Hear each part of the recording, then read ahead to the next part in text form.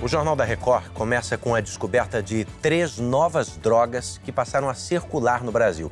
Esse é um trabalho feito em laboratórios ligados ao Ministério da Saúde. Essas novas substâncias sintéticas acabam de ser incluídas na lista do Sistema de Alerta sobre Drogas que orienta os profissionais da saúde e da segurança pública.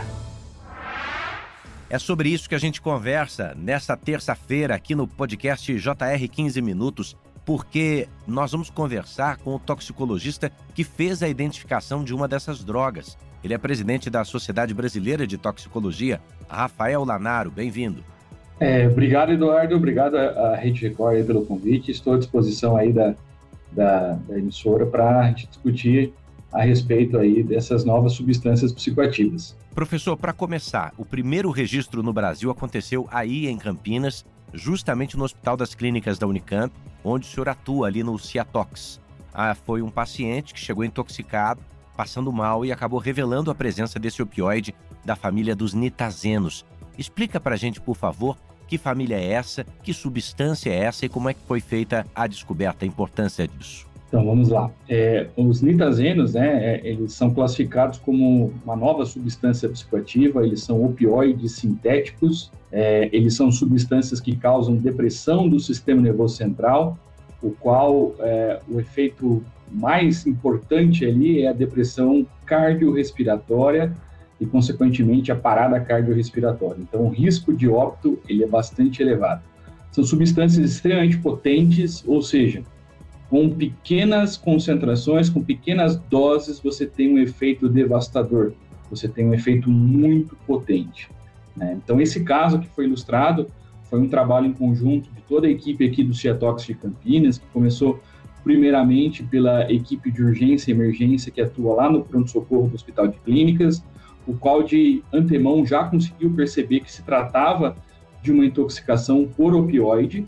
Nós não sabíamos qual que era essa substância, né, mas a equipe de urgência, né, diante da tríade opioide, né, que seria a depressão respiratória, a pupila amiótica, aquela pupila bem fechadinha, e a depressão neurológica, e a falta de ar, né. Então, prontamente, a equipe já suspeitando de ser um opioide, por conta de que aquele paciente estava no ambiente de festa. Os amigos relataram que ele utilizou uma substância psicoativa na forma de comprimido e, consequentemente, o médico administrou o antídoto, né, que é a naloxona, e prontamente foi revertida essa intoxicação.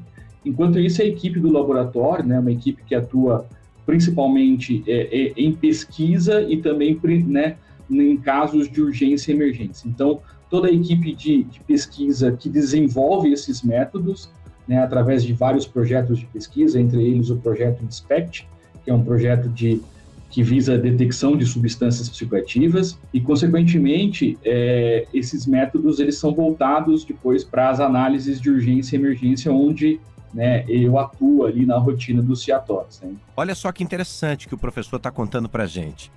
Tem um nome que o professor acabou de falar, que é o fentanil, que já é um velho conhecido de muitas pessoas, um anestésico potente. Ele deveria ser usado só em centro cirúrgico, né? Ou em alguns outros tipos de exame, da mesma classe do que o professor acabou de explicar. E só o fentanil, professor, foi responsável por cerca de 75% das 70 mil mortes por overdose nos Estados Unidos no ano passado. Então, mas não são só os opioides, né? Além dele, tem outras drogas detectadas pelo senhor, pelo seu pessoal. Eu gostaria que o senhor falasse sobre elas. Exatamente. Então, hoje, a realidade das novas substâncias psicoativas é que ela traz diferentes classes de drogas de abuso, né? Entre elas, nós temos os opioides, nós temos os canabinoides sintéticos, né, que vem das drogas K, nós temos as catinonas sintéticas, nós temos os derivados da triptamina, que foi uma outra droga reportada no SAR. Então, é algo que vem chamando a nossa atenção. Hoje, em casos de intoxicação, dificilmente você encontra uma única substância. Na grande maioria dos casos de intoxicação por essas novas substâncias psicoativas, é comum nós encontrarmos polidrogas, ou seja, polissubstâncias. Então, são várias substâncias que são detectadas, né, em uso concomitante, o que dificulta muito, né, o diagnóstico clínico e também é um desafio aí para o diagnóstico laboratorial, tá? Então, o que fica de alerta é que, geralmente, né, o usuário dessas substâncias psicoativas, eles acreditam estar utilizando um tipo de droga e, na verdade, pode ser outras substâncias. Professor, a gente falou sobre a importância do Hospital das Clínicas de Campinas, né, na descoberta destas novas substâncias, da Unicamp, melhor dizendo. Mas, falando sobre hospitais ainda, como é que os profissionais de saúde devem se preparar, professor, para reconhecer sinais de intoxicação como esse que bateu a porta de vocês aí no interior de São Paulo? É importante que esse trabalho que é feito aqui em Campinas, ele seja ampliado para outros CIATOCs de todo o país, isso é muito importante. Que as equipes de urgência e emergência consultem o sistema de alerta rápido, os boletins, os alertas, e que se capacitem nessa questão de identificação de substâncias psicoativas. Muitas delas apresentam efeitos totalmente inesperados, né? Muitas vezes, dando um exemplo aqui, quando a gente fala de canabinoides sintéticos, o profissional de saúde ali, ele espera uma intoxicação típica de exposição à cannabis sativa, né, a maconha. Mas a intoxicação por canabinoides sintéticos, ela é totalmente diferente. Ela é uma intoxicação bem parecida por intoxicação por anfetamina, né, por substâncias estimulantes. Então é importante que esses profissionais de saúde consultem, né, primeiramente, os Centros de Informação e Assistência Toxicológica, os CIATOCs, que são serviços gratuitos e que trabalham 24 horas. E que tenham aí, né, uma consulta às publicações dos sistemas de alerta rápido, né, que é amplamente divulgada aí em todo o país. Professor, e olhando agora para fora do Brasil, embora seja a primeira vez que essas drogas que o senhor citou foram registradas aqui, elas já circulam em países como Canadá, França, Alemanha.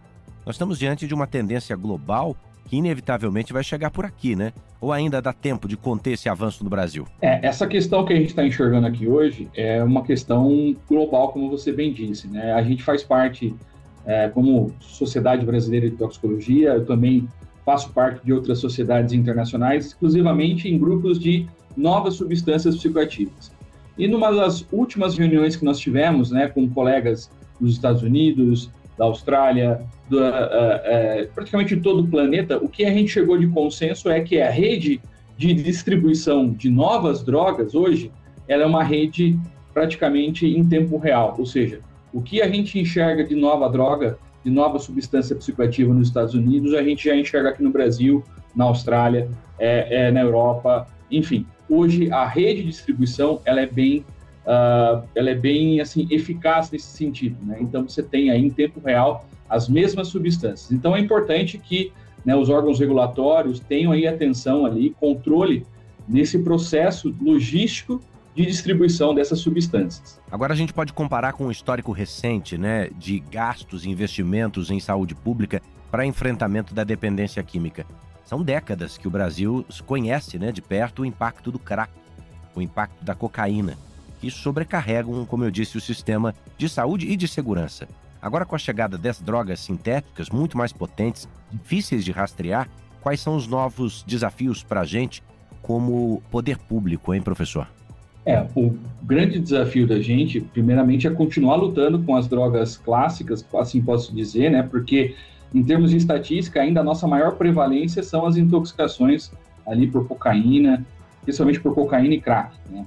A representatividade estatística das novas substâncias psicoativas ainda ela é baixa, mas ela vem ganhando destaque nos últimos anos em decorrência ali da grande variedade dessas substâncias em mimetizar, né, efeitos de drogas clássicas. Então, hoje, nós temos que ter uma força-tarefa, que é o que está acontecendo ali pelo Ministério da Justiça. Hoje nós temos, dentro do sistema de alerta rápido, diferentes atores, né, desde a Receita Federal, polícias estaduais, todas as polícias de todos os estados estão atuando nessa notificação, nesse monitoramento.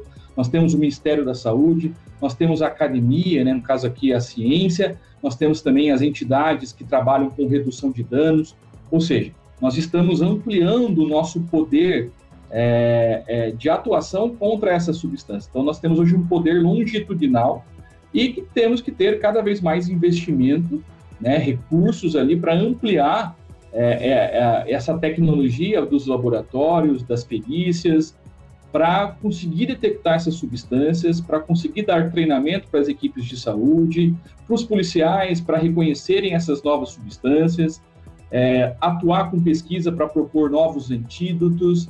Enfim, é um papel multiprofissional, mas que o Brasil, ele já caminha para um lado de excelência, né? Então, a gente tem aí, com essa a ação do sistema de alerta rápido, diferentes atores estão mostrando já resultado e que nós temos que, certamente, manter esse programa e ampliar as ações desse programa para conseguir aí, cada vez mais, prevenir e reduzir o dano dessas novas substâncias psicoativas. Professor, esse tipo de consumo recreativo de drogas preocupa o mundo, como o senhor bem lembrou, e me chama a atenção que, além das drogas que já conhecemos, o crime organizado parece interessado em camuflar mais e mais vezes novas drogas para não serem sequer identificadas. Faz uns 5 anos eu fiz uma reportagem aqui para a Record, mostrando que os traficantes contratavam químicos para alterar a composição de drogas já conhecidas para que elas não estivessem na lista das drogas oficiais e assim não pudessem sequer ser apreendidas. Que realidade é essa que o Brasil e o mundo enfrentam hoje sobre o crime?